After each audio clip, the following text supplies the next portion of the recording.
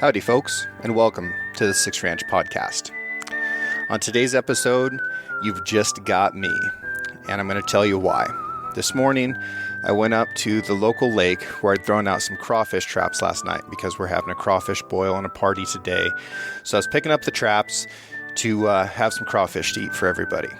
And I tied up my boat, pulled out, and as I pulled out, the rope that I tied the boat to got caught on the trailer and it undid my slip knot. So as I'm walking back down to the ramp, I see that my boat floating away. Like, not that big of a deal. It's a lake, but it's embarrassing. There's a couple guys standing on the dock. One of them is in a little drift boat that he had attached a downrigger to and had a little kicker motor on the back, and I'd seen him out there previously fishing. He offered to take me out to my boat, but look, it's my mistake. I should have tied a better knot. I wasn't paying attention. This water is cold. It was snow like yesterday, but I'm a Marine. I'm amphibious by nature. It's my mistake. I'm going to go get my boat. So I strip down, dive in, swim out, get my boat, come back, tie it up. And I go down to talk with the guy. And he'd seen some stuff from the Six Ranch Outfitters on YouTube about kokanee fishing. He recognized my boat. He wanted to ask me some questions about fishing. So I talked with this guy for a little bit.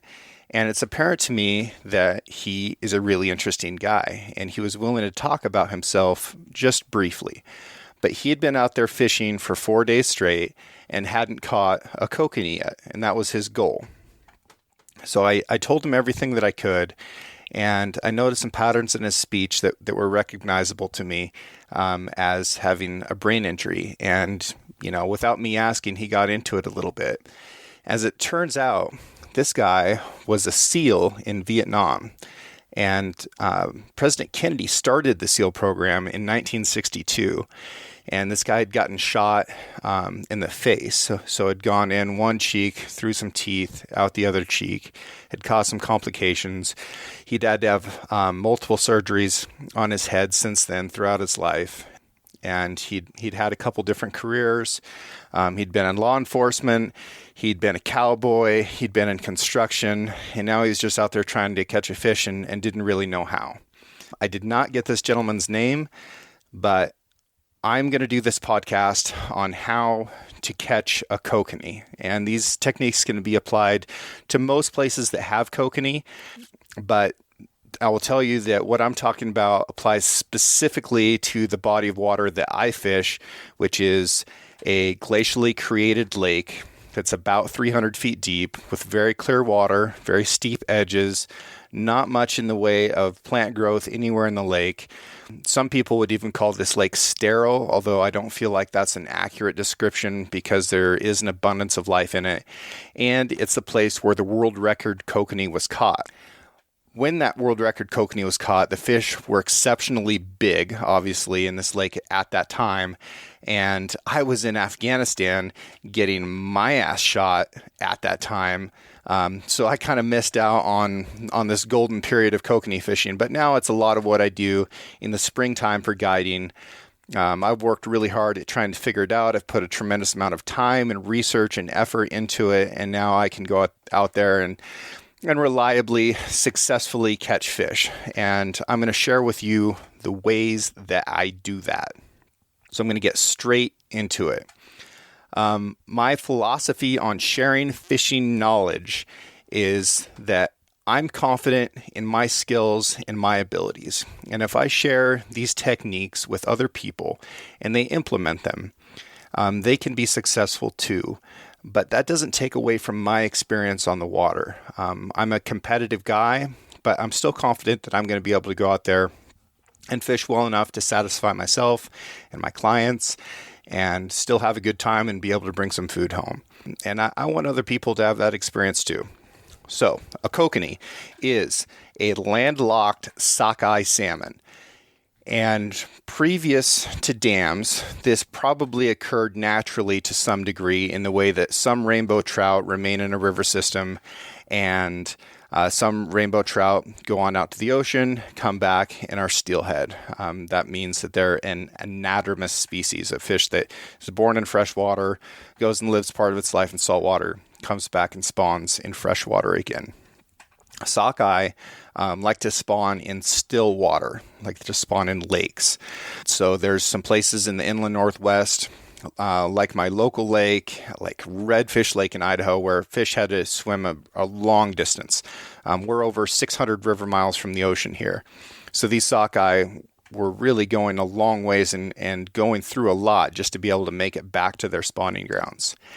Today, there's not a lot of that naturally occurs, but we found that these kokanee can do well in enclosed systems. So you'll find kokanee all throughout the Intermountain West. They're in Idaho, Montana, Oregon, Utah, Wyoming, Washington, California. They're all over the place. So there's a good chance that there are some kokanee in a body of water near you. Now, what do they eat? Kokanee are filter feeders. So they have these things on their gills called gill rakers, and they're little filaments like the end of a comb. So they'll swim around with their mouth open and filter food out of the water with these gill rakers. And most of what they're consuming is plankton, and most of that is Daphnia. And they really like clumps of Daphnia that are kind of stuck together, because otherwise the actual Daphnia is really small, and that's why they kind of have to just swim around with their mouth open and hoover everything up. Kokanee are crepuscular, so they're most active morning and evening. And during the day, they tend to rise up in the water column, and at night, they tend to go down in the water column. They have predators that are beneath them in a lot of places, like Mackinaw or lake trout. So the lake trout tend to be down on the bottom and are waiting for those kokanee to descend at darkness so that they can start hunting them. And occasionally you'll find Mackinaw that are beneath schools of kokanee during the day. So if you're trying to target lake trout or Mackinaw, which I encourage you to do because they're out there eating these kokanee, just find the depth that your kokanee are at and then drop your Mackinaw gear 5 or 10 feet below them. And that's a good way to try and pick up these lake trout. Another thing that kokanee can learn how to eat is mysis shrimp. And mysis have been introduced into a lot of bodies of water. I think one of the first places that this was attempted successfully was in Lake Kokanee, which goes between Montana and Canada. And the mysis are actually a competitor for the kokanee because they're occupying different portions of the water column at different times of day. So the mysis are descending during the day and ascending at night. So they're kind of switching places with the kokanee. And they're also eating these Daphnia, and they're also eating zooplankton. So they're eating all kinds of plankton. Once a kokanee gets to a certain size, if he has mysis available, he can sort of switch from targeting plankton to targeting mysis, which is a larger animal and a better food source for them. And that's when their flesh can get really bright orange and have tremendous amounts of fat in it, which is just delicious and wonderful. And, I should mention that kokanee are tremendous table fare. They taste great. They're my favorite fish to eat, period. And if you live in an inland place like I do, and you like seafood like I do, I just don't have access to high quality salmon because that's a coastal fishery. Once a salmon swims 600 river miles back up out of the ocean and passes sea lions and commercial fishermen and tribal fishermen and recreational fishermen and all the predators that are in the water and 8 dam crossings and, all this craziness, river otters, whatever, murder hornets. It's amazing that any of them make it back. But by the time a salmon makes it all the way back up here, and these things are black, they're slimy, they've got these big zombie sores all over them. This is not high quality table fare. So the kokanee is this, tremendous alternative that I actually prefer to the saltwater salmon, even though that's a really close second. Okay, so getting straight into gear. Let's start with a rod. I like cheap rods that are very flexible. Ugly sticks are a tremendous kokanee rod. So I'm going to try and find 8 or 9 foot ultralight ugly stick. If I can find one of the old ones that's made out of fiberglass, even better. The kokanee has a very soft mouth. So once they hook up, there will be a little tear in their mouth around the hook. And if you fight them aggressively, or if you allow them to jump, there's a good chance that this hook is going to come out of that hole, which is now bigger than the hook itself. Using a rod that has a great degree of flexibility is going to help you hold on to that fish, because it's just adding so much more shock absorption into the system. And you're going to see that as a common trend throughout the rest of these gear items. And I'm also using a bait casting rod. So spinning rods, since we're primarily trolling for these kokanee, the line tends to twist up quite a bit more. It's just not as effective. So I'm using an ultralight rod that is really flexible, fairly inexpensive, and yeah, the ugly sticks are great. There's plenty of more expensive kokanee rods out there that might work a little bit better. I don't know. I've had just really good success with what I'm using, so that's what I'm going to talk about. For the reels, small bait casting reels with a smooth drag and a rugged system. So you're going to be using this drag quite a lot. You've got line coming in and out of the reel a lot. I want a very smooth retrieve. And again, that's to keep me and my clients from putting too much pressure and surges on these fish and creating bigger tears in their mouth and losing them. Abu Garcia is a good one. I like line counters on the reel so that I can tell how far that gear is behind the boat. And depending on the size of the boat, how high the fish is in the water column, temperature, time of year, water clarity, weather, these things all determine how far my setback is. So for me, I'm fishing out of a 25-foot jet boat. It's aluminum. It has an electrolysis signature that's going down into the water that can be tuned with some special devices. I don't use any of that.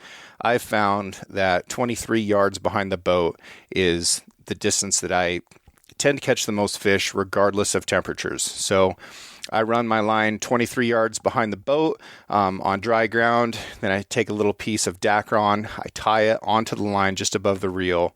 And that way, if the batteries die in my line counter reel, or if there's some other type of failure, I can just let line out until I see that Dacron, and then I know. So that is a redundant system. But generally speaking, if you go 70 to 100 feet behind the boat, you're going to be in a fairly good place. You could probably get away with a little bit less, a little bit smaller boat, a little bit bigger boat. You're going to have to set back a little bit farther. So that's the reel. Moving on to the line. Again, here's some good news. We want to use cheap line. Cheap line tends to stretch more. I'm using monofilament line. 8-pound test seems to be about right. 6-pound test you can get away with. They're not super line shy as far as I can tell. I've tried low vis. I've tried high vis. I really don't know if it makes that much of a difference. I will say that when I was doing ultraviolet testing on different camouflage patterns and fabrics, I happened to run my UV light over some of that high vis line, and it glows like a fiber optic sight on a bow. It is incredible. And I'm going to get into light diffusion a little bit later, but ultraviolet penetrates the water deeper than any other color. So chances are, even if I'm fishing in 90 feet of water, my high vis line is being illuminated by that ultraviolet. Whether that's a positive or a negative, I can't really say. But I will say that in the future, I will probably go away from the high vis line. I just don't see it as a big advantage. So monofilament line, 6 or 8 pound test, 10 if you're feeling fancy. I would stay away from it because it just has that much more drag in the water. So we've gone from the rod through the reel, got the line, and now we are going to talk about what the line goes to. I use Dodgers, and I use a couple different kinds. I use the Max Lure Dodger and the Sling Blade Dodger, and I'll use them in a couple different sizes, but generally 6 to 8 inches is the Dodger size that I like. There are a wide spectrum of Dodger colors, and this will be something that changes from one lake to another. Kokanee themselves are very bright. They're dime bright, as they say. I like Dodgers that have a photochromatic sticker on them. So silver with a lot of little shiny patterns so that I can get, all those blues and reds and things like that hit it at different colors, because I feel like that is going to give me the best presentation with a variety of light conditions. The Dodger's doing a few things for kokanee to attract them over to where your gear is. The first thing that is going the farthest distance is that Dodger's swinging back and forth in the water, and it's creating pressure waves. So a fish can become aware of those pressure waves from farther away than he can see the Dodger. And if he's attracted over to that Dodger, now he can start to get the visual stimulus of seeing light reflected off of it. And if it's a colored Dodger or a photochromatic one, whatever. So I'm using nickel colored Dodgers that have a photochromatic sticker on them. When you see them in the store, a lot of times there'll be a sticker on them that says UV. That is a little bit of a marketing gimmick because UV is hitting all kinds of stuff, but that tends to be indicative of this photochromatic pattern that I'm talking about. Now we're going to go to the actual lure. So the distance behind the Dodger to the lure is a really critical feature. I tend to go 1.5 times the length of the Dodger to the lure. So if I have an 8-inch Dodger, I'm going to times that by 1.5, and that's going to give me 12 inches. So my distance behind the back of the Dodger to my lure is going to be 12 inches. So now we have this Dodger swinging back and forth in the water, and it is going to be imparting some action onto that lure. The closer you have the lure to the Dodger, the more action that the lure is going to have. The farther away, the less action. So by the time you get back to, say, 18 to 24 inches, you have almost no action being imparted onto the lure by the Dodger. Dodger swinging back and forth, the lure is just kind of following it, more or less static. So I like some action, but not a crazy amount. People get wigged out and they think that that's too close, that the Dodger is going to scare the fish or whatever. The Dodger is there to attract the fish. And kokanee are a curious, or a fish's version of curiosity, and a competitive species in the way that all species are competitive when it comes to food. So he's going to get in there and try and steal that food from, what he may be considering another fish that's flashing back and forth. It is my best guess on what's actually going on there. The colored Dodgers, I tend to stay away from. I just like the ones that shine better. So the types of lures, there's a couple different families. There's the Apex lure family, and that's going to be this curved plastic flatfish looking thing that has a couple trailing hooks behind it. It has a lot of action on its own. So that's one that we can go ahead and set 24 inches behind the Dodger because it's going to have its own action to be able to do stuff with. For colors on those, just hold on until I get to the light transfusion, and then that will all make more sense. The next family is the hoochie family. So a hoochie is a little squid, a little plastic rubber squid shaped thing. And you'll see some that have blades in front of them. They come in a wide variety of colors. I like ones that are 1 inch to 1.5 inches, sometimes 3/4 of an inch, but 1.5 inches tends to work pretty well for me. That's another family of lures that'll be really common. The next one is wedding rings. This is the tried and true. So it's going to have a small blade in the front and then a couple rows of stacked beads that are sort of welded together. So there'll be a small bead graduating up to a little bit larger one, a little bit larger one, a little bit larger one. And then there's a little micro wedding ring right in the middle. And it's got little fake jewels in the middle of that. And then you go big bead, a little bit smaller bead, a little bit smaller bead, small bead, and then the hooks. If you get scared, use a wedding ring. Fantastically popular, very effective, all kinds of fisheries. Kind of one of those don't go kokanee fishing without them type deals. And I think that's about it. So if you've got some Apex lures, you got some hoochies, you got some wedding rings, you're going to be in a good place. There's some other funky stuff like little flies and bugs that people try. tried it. Hasn't been super successful for me. Maybe I'm doing it wrong. Probably am. But yeah. Hooks. Hooks are important.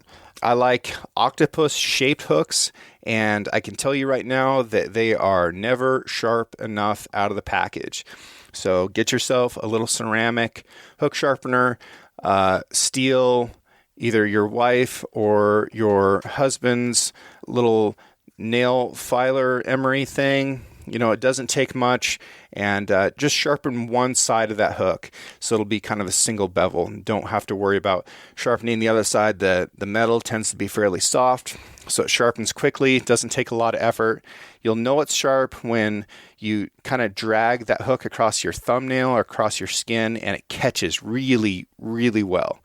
And after every couple fish or after every time fishing, just go ahead and touch up those hooks. It only takes a couple seconds, makes a huge difference on how many fish you actually get into your boat, which is the purpose of being out here. Hooks. Use 2 of them. 2 hooks, staggered, a 1/4 inch or so apart, 1/2 inch apart. And we're going to get into bait here in just a second, but I put the bait on the top hook, so the hook that is closest to the boat. And that way, when that fish comes up, if he short strikes, it's like he's a little bit non-committal, he's just going to kind of run in there. If he short strikes at that, there's a secondary hook there that can hook him up, get him involved. Bait. A lot of people like synthetic baits, like power bait. They use all kinds of crazy scents. There's a bunch of people use this licorice stuff called anise. They use stuff called tuna blood. They use krill oil. They use shrimp oil. They use salmon oil. Stuff with really funky names. I think scent probably helps a little bit, but I tend to just add the scent to the bait. Unless I'm using maggots. Maggots are a really popular bait here. They're a little bit more expensive. You get, not that expensive. A couple bucks gets you like a little chew can of, a couple hundred of the things, but they don't last all that long. And if you don't keep them cold, you'll crack the lid on that thing and flies will come out, or all the maggots will have hardened into cases and are no longer useful. But I like the color of them. I think that helps. They're kind of a pale color. It's not that gross. When I fished with my granddad as a kid and it was cold, he'd put the maggots in his lip to keep him warm. That was gross, no question about it. I'm not going to do that. I'm not like a guy that puts maggots in his lip. But if that's what you're into, I don't think there's any laws against it. So go ahead. Other bait that's really popular is shoe peg corn. It's a type of corn that is extra sweet. It's basically white in color. I'm told that it has an amino acid that's attractive to fish. I don't know if I buy the amino acid thing, but it is a good way to hold on to scent. So what I like to do is add my scent to the corn, and then I have this Pro-Cure, Kokanee Cure pink stuff that I sprinkle in there. So I dump out the corn, I add in my scent, I sprinkle in this little pink granular stuff, shake it up, put it in the fridge. The Pro-Cure has some scent properties in it that, of course, is advertised as like guaranteed to catch fish. I don't know about that, but it does harden that corn up a little bit, makes it a little bit tougher, and it turns it pink, which is a very good color for kokanee in most portions of the water column that I target the fish. Anyways, that's what I do with that. You can just roll straight up white shoe peg corn. When you hook it, there's the part of the corn kernel that touches the corn cob, and then there's the other part that's nice and rounded.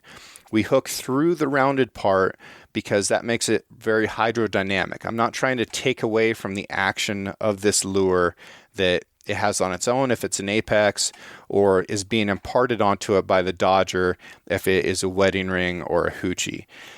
So you hook it through the top. One piece of corn on the top hook is what I do. Other people have like a whole cornfield worth of corn on every hook, and it's this big globular stuff. They catch fish too. So figure out what works for you. My go-to bait is definitely corn with scent, dyed pink with Pro-Cure. And now we're going to get into presentation of this gear. So we've kind of got the rod, reel, line set up. We're onto the dodger, then we're back to the lure. Let's say that we're just going to go with a wedding ring because that's like the baseline staple kokanee fishing lure. Got my smelly pink corn on there, and now I need to get it to where the fish are. Now, a kokanee wants to be in water that is between 50 and 52 degrees. That's where he can feed actively. Now, they can spend a lot of their life in water that's 34 degrees. They can spend some time in water that's in the 60s, although they don't really like it. As a lake warms up in the springtime, what you'll actually see, you'll hear people talk about a lake turning over. That's not really what I've experienced in taking a lot of temperature surveys, at least on my lake. What I see is that there's always a layer of somewhat warmer water on the bottom, because water at 4 degrees Celsius is actually its densest. That's the densest temperature of water. So that means it sinks down. So there's this belt of warmer water right on the very bottom of the lake, and then it gets cold. And, that's going to be water that's right above freezing. And that cold water is going to rise up to something that we call the thermocline. And the thermocline will be where that cold water transitions into water that's heated from solar radiation. And then it will get gradually hotter until you get to the surface where the water will be its absolute warmest. Now, there is some stuff with limnology, the study of lake temperatures and stuff, where wind in the fall, wind in the spring can mix up these temperatures a little bit more. What I experience, hottest on top, gets colder, hits the thermocline, stays at that very cold temperature until you're close to the bottom, and then you have that belt of somewhat warmer water. So you'll see a lot of fish that live exclusively on the bottom of these cold water lakes, and they are benefiting from that somewhat warmer water that is right down there at the bottom. That's why you don't see them 15 feet off the bottom nearly as much. So I use this little thing called a TD temperature hawk. It's a thermometer that I can clip onto my downrigger cable. So I'll send my downrigger weight down, 90 feet, and then I'll clip this little guy on and drop him in the water. And it will take the temperature on the surface, and then it'll give me a temperature readout at every 5-foot interval on the way down. So if I'm wondering where to find this 50-degree water, that's what I do. These things cost, $120. It's definitely an extra expense, and it's not necessary, but for me, when I'm going out with clients and it's really important to them to have a good experience, catch fish, that's what they're paying for. I want to know exactly which depth to start looking for fish that are actively feeding. So, I drop it down. Right now, this time of year is kind of the back end of when I'm going to be kokanee fishing in this area, although you can continue to do it all summer long. So right now, that temperature band that I'm looking for is about 50 feet deep. So that's where I'm going to target. Now, if you don't know what a downrigger is, it's a device. It's like a reel with a boom that goes on the side of the boat and goes down to a weight. And it has a little gauge that reads how deep that weight is. So you can release a lever, a clutch lever, and this weight is going to descend down. So I'm going to send this weight down to 50 feet. Prior to that, it has a little release clip on it. So I send my gear 23 yards behind the boat, and then I take my line, I put it into this release clip that's attached to the downrigger weight, and then I lower the downrigger weight to the depth that I want to fish, which is 50 feet. So 50 feet deep, 23 yards behind the boat is where my gear is. Now I'm fishing. And I've got my gear right in that temperature band that's between 50 and 52 degrees. That's just my current conditions. Okay. So you're going to have to figure out where that temperature line is in your body of water at a specific time of year. When we start fishing, the surface temp is, in the low 40s.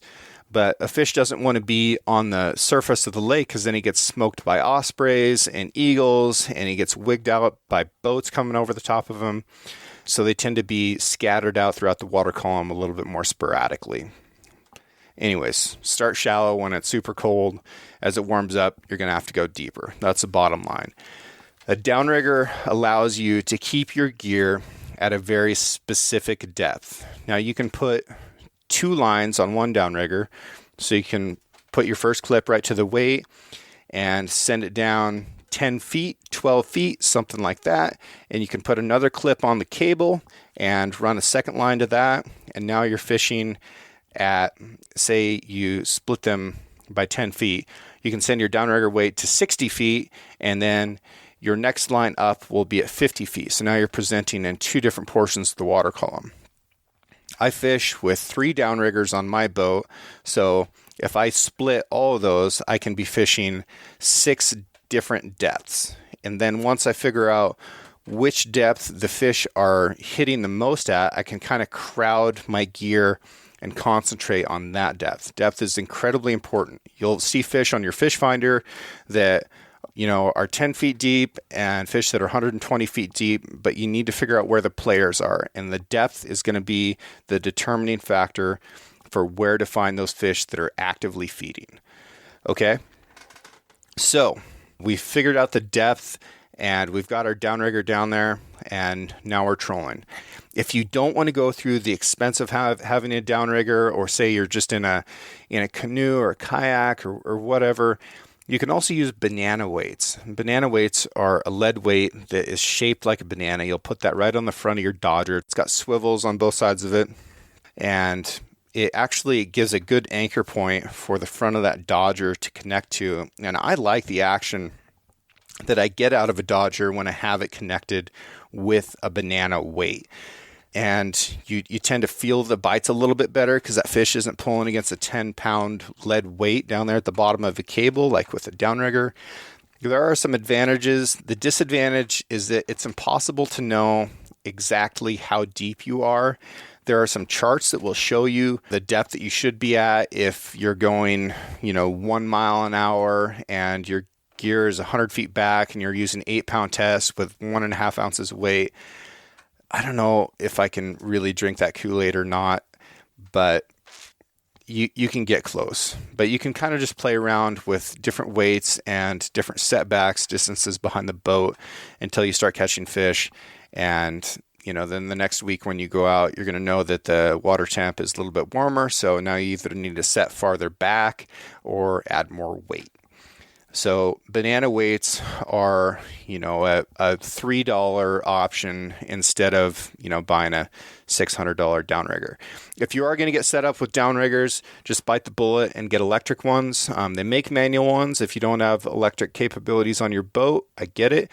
Something that will happen to you is you will put the line in the release clip and you won't have it in tight enough. You'll drop your gear down to 80 feet or whatever, and just the pull on your gear will pop it out of the clip. And if you have a manual one, now you got to crank it back up, and you crank. You're fishing, right? You don't want to be wasting time cranking on a danged old downrigger for no good reason. So electric ones, man, you can just spin a button. She comes right back up. You can save some time. You can be bringing your downrigger weight up while you're reeling in a fish so that as soon as you get that fish off the hook, get some new bait on, get your gear back out, you can be descending back down to the layer that the fish are at and catching them up a little bit better. And I try to be as economical with my time when I'm fishing as possible, meaning that I want that gear functioning in the water as much as possible. So with fly fishing, with trolling, any kind of fishing, a hook in the water is like the fundamental bare essential. You got to have it in order to catch a fish. So the more time that you spend with your hook in the air, with your gear out of the water, the fewer fish you're going to catch, bottom line. So I'm trying to be efficient with my time out there. So banana weights, definitely an option, and downriggers, go electric if you can. If you can't, go manual. And then downrigger release clips. Scotty makes some good ones that are like a rubber clothespin pinchy clip thing. Those work really well. I've used them a lot. Kokanee have a hard time actually breaking them out of the clip. So you'll just see a really subtle tick on the rod tip while it's in the downrigger, and then you've got to lift up on the rod, pull the line out of that downrigger clip, and then reel your fish in. But I'm using ones that I can't remember the name of, but they have a magnet in them. Chamberlain clips. So they have a magnet in them and a little set screw so that you can change the tension between what the rod is actually pushing on it when you reel down on the rod to the tension that the fish can pull to break it loose. So I have these things spun out so that at like 1.5 pounds of pressure from the fish, he can break it loose. But from the rod, I can put like 8 pounds of pressure on there. So I can really tighten up this rod when it's in the rod holder and get down there, and then a fish can still break it loose fairly easily. So those have been something that I used this year. I found them at the Portland Sportsman's Show. Talked to the guy that engineered them, super sweet guy, and they've worked well for me. So if you've got the downrigger clip blues, you might check out the Chamberlains. Another option is planer boards. You can have inline planer boards that clip onto your line.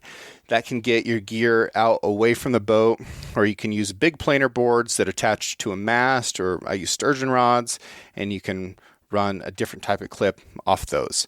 Something I've been experimenting with this year, and it has been very, very effective for me, but it is gear intensive and requires quite a bit of trial and error to figure out how to do it.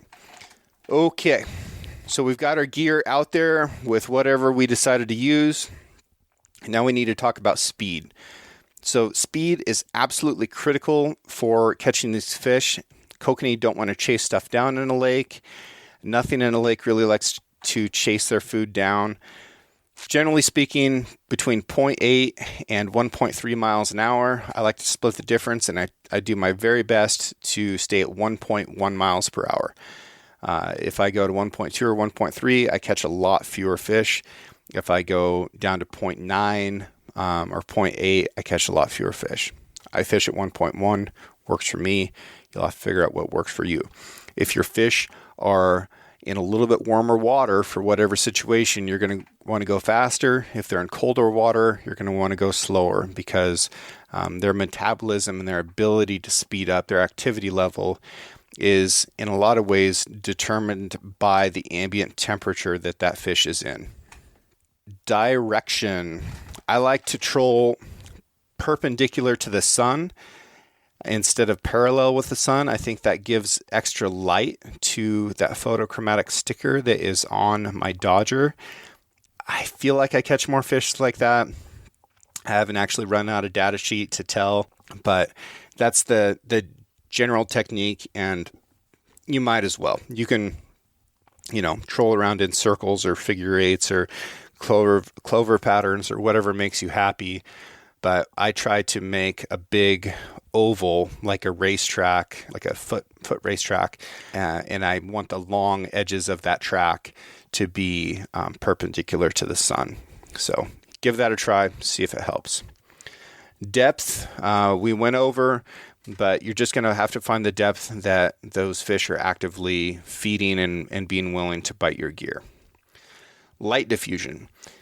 Color changes as something descends in the water. So if I take a red rock and I throw it in a lake, after 20 feet of water, that is no longer going to be visible as red. That color washes out.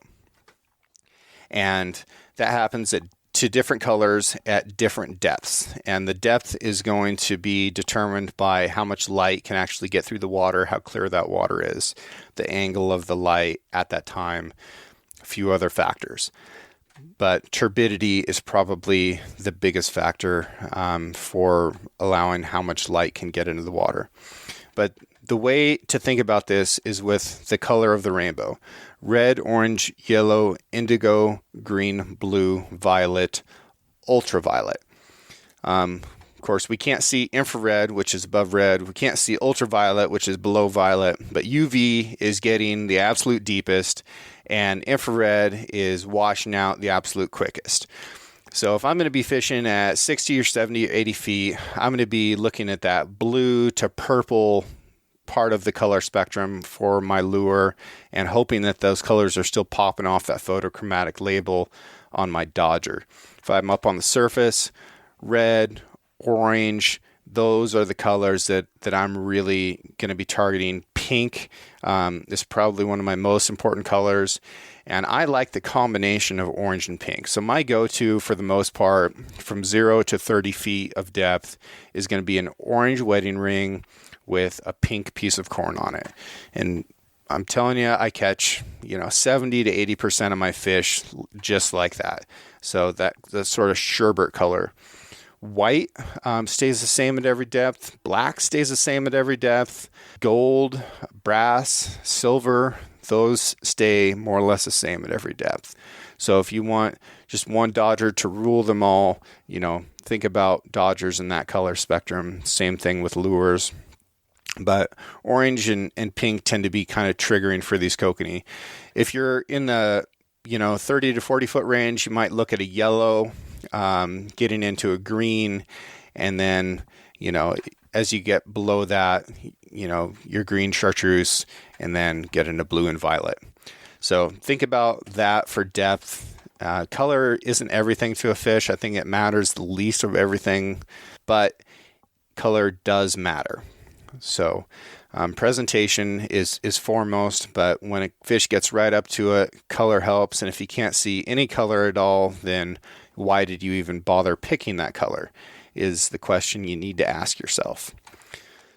Now, we've done all this, and we've got this magical moment where a fish has bitten our super sharp hooks and he's hooked up, and we're going to assume that you went ahead and got electric downriggers, so you're seeing the tip of that rod just barely moving. It's like, oh man, we got a fish.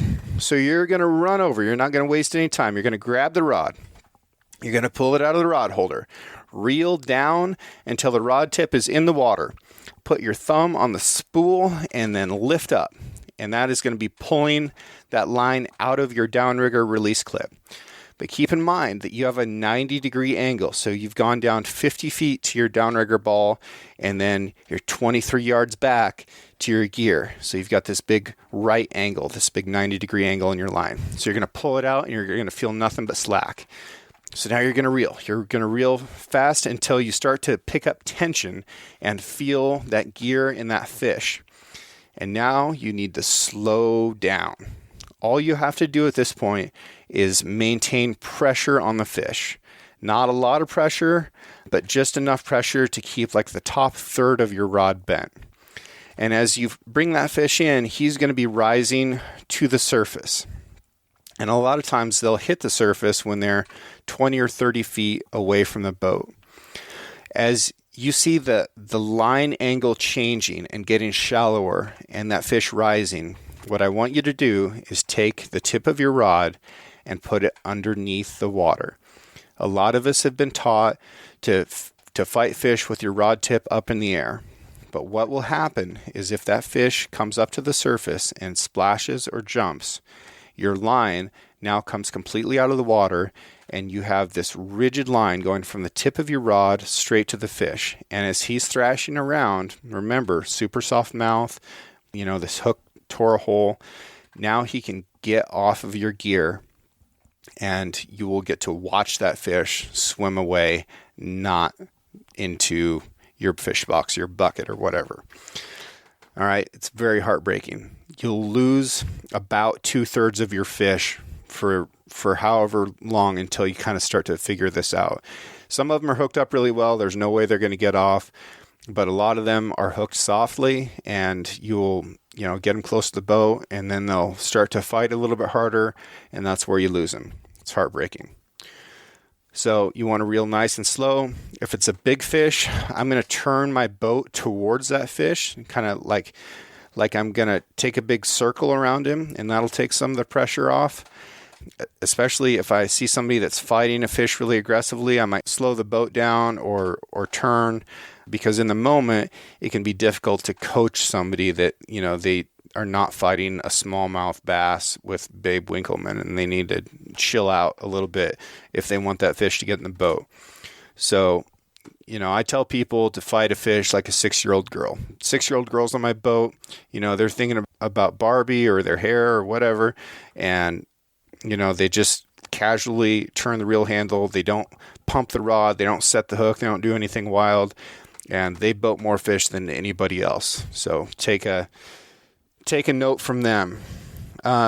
Netting fish. I like a net that can extend as far out as possible. So I think my net extends out to 12 feet.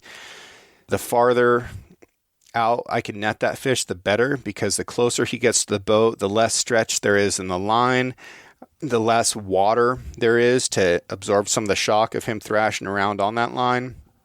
And the more fish that I can get in the boat. So collapsible handle, extendable handle on those nets. The one I use is a fray bill, and the actual net material itself is rubberized, and it has a pretty small mesh. The rubberized is easier on a fish that you want to release, and the hooks don't get caught in it nearly as badly. So again, it's a matter of efficiency and getting your gear in the water functioning a little bit better. If you are the guy or gal on the net, keep in mind that a fish can only swim in one direction, and that is forward. So don't try and scoop him up from the tail like he's an aquatic butterfly. You want to put the net in front of him and let him swim into it. If you're the guy or the gal on the rod, this is teamwork time. You are trying to bring the fish into the net. So something that a lot of people tend to do is they'll get the fish close, and as soon as he comes over the net, they just start lifting, and pretty soon the fish is like out of the water, swinging, flailing wildly around through the air. And, I'm just chasing it with the net and hoping that it somehow ends up in either the net or the boat and not with a hook in my earlobe, for example. So teamwork, trying to get the fish in the net, keep that in mind. Now, we've got the fish. He's in the boat. High fives all around. I want you to take the hook out of the fish, make sure it's still sharp, and then let out a little bit of line, put the rod in the rod holder, and the gear is going to go in the water a few feet behind the boat, and that way it's not going to end up in anybody's toes or get stepped on or bent or broken or whatever. Now it's out of the boat, it's safe, we've got the fish. What are we going to do with the fish? If you have a live well, you can throw them in there. If you have ice, you can throw them on ice. If you have a bucket full of water, you can throw them in there. I think keeping the fish wet is important. The best thing you can possibly do is take a knife and cut through his gills and throw him in a bucket with a little bit of water and let all that blood get out of him, and then put that fish on ice immediately. And then at the end of the day, you can fillet or gut the fish however you like, and you'll have, the highest quality product. So that's the way to treat those fish. Now we spent a day fishing. Of course, everybody caught their limits because you listened to this podcast and you took notes. And now it is time to eat these things. Kokanee love smoke. All salmon love smoke. But, these real rich, fatty, bright, red, orange colored, fleshy fish, man, they take smoke really well. So the best way to do that is to put them on a pellet grill. I use a Traeger grill, works really well. If I'm just going to cook them for a meal, if it's a big fish, I'm going to cut them in half into fillets. If it's a little fish, I'm going to leave them whole, just gutted. And I cook them for 17 minutes at 375 degrees. And I'm at 4,000 foot elevation, so you can adjust time and temperature a little bit if you're higher or lower than me. But that is a really good baseline. So I just put a little bit of salt on them, and I cook them 375 for 17. Pull them off. You'll know that they're ready if you touch them with your big old fingertip or with a fork, and that flesh kind of flakes apart, and they'll get a little bit darker color from that beautiful Traeger smoke. And now it's time. So I just put a little bit of sea salt on there. Now I'm going to peel them off the grill, take the skin off, pull the bones out. I've got these, this really nice salmon sitting here in front of me. I make a sauce with mayonnaise, mustard, wasabi, and dill, and I put that on the side. Not everybody's into it. I love it. And I'll spread that out on my beautiful little kokanee and eat them. And it's good. And it's good for you, and it makes you smart. So that is how I catch kokanee, folks.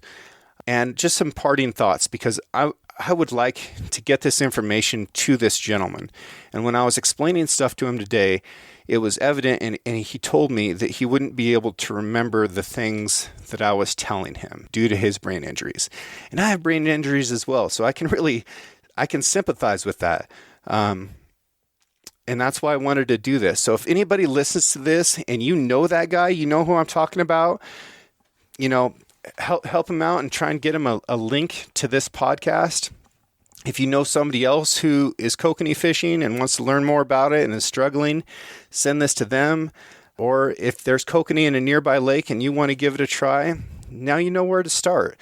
And, you can get as involved with it as you want, but really you can go out there with a rented canoe and the GPS on your phone and a rod and a banana weight. And, you can be in this for $150 and go out there and catch some really good fish and enjoy yourself and spend time with family.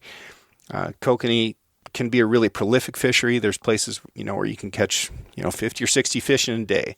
Some of them get pretty big. Mostly they don't, but it is a good time and something that's fun to do with friends, something that I enjoy taking my friends and family and clients out to do a lot.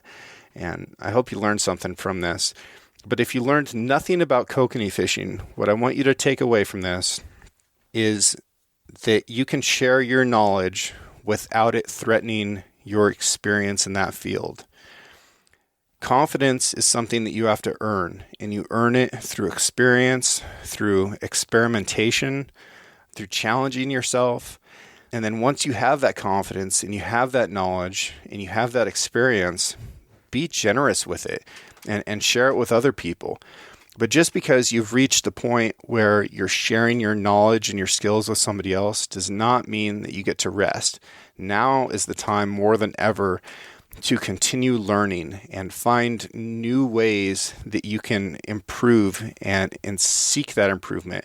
Don't just sit back and have an open heart and an open mind and be ready and be willing to learn. You have to go after it and seek out that knowledge. So that's what I'm going to leave you with. And, this has been fun for me to talk with you guys about.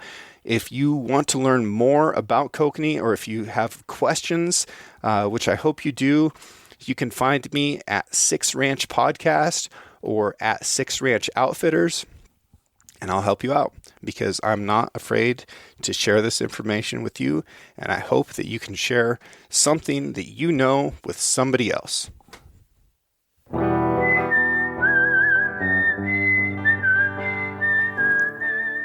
Thanks for listening. I hope you enjoyed today's show on kokanee fishing, and I hope that it reaches the ears of the gentleman who got to watch me jump in the lake like a damn idiot and swim out and get my boat that I hadn't tied up well enough. And I hope that guy can take this information and go and catch himself a kokanee. And I hope you guys do too. This podcast was edited by Emily Brannigan, and its artwork was done by John Chatelain and Celia Christofferson, and the music was from Justin Hay, who wrote it and whistled it and performed it. A bunch of talented folks. Really appreciate these guys. Hope you're having a good day, and I hope you learned something. I'll catch you next time.